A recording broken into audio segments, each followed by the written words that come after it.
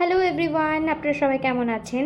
আজকে আপনাদের সঙ্গে শেয়ার করব সম্পূর্ণ নিরামিষ একটা ব্রেকফাস্ট রেসিপি। তার জন্য এখানে দেখতেই পাচ্ছেন, এখানে কিন্তু চাল গুঁড়ো আর দুরকম ডাল ভিজিয়ে রাখা হয়েছিল, সেটা ভালো মতন বেটে নেওয়া হয়েছে। সঙ্গে নেওয়া হয়েছে মৌরি, আদা, লঙ্কা আর নুন হলুদ আন্দাজ মতন। ঠিক এইভাবে ব্যাটারটাকে ভালো মতন কিন্তু রেডি করে নিতে হবে।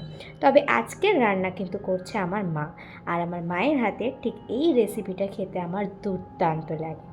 এটা হচ্ছে ঘরোয়াভাবেই সরু চাকলি। সরু চাকলি যেরকম শীতকালে বেশিরভাগ খাওয়া হয়, তাই তো? তো এটা কিন্তু ব্রেকফাস্ট হিসেবে বানিয়ে খাওয়া যেতেই পারে।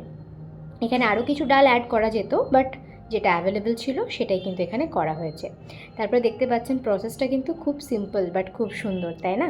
তো এখানে তেল তেল কিন্তু চাটুতে নেওয়া হচ্ছে বেগুনের সাহায্যে, আর ব্যাটারটা দেওয়ার পর ভালো করে স্প্রেড করা হচ্ছে তেজপাতার সাহায্যে।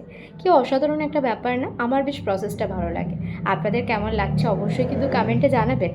ব্যাস, তারপর এখানে দেখতে পাচ্ছেন উল্টে পাল্টে ভালো মতন ঠিক চিলার মতন করে কিন্তু বানিয়ে নেওয়া হয়েছে।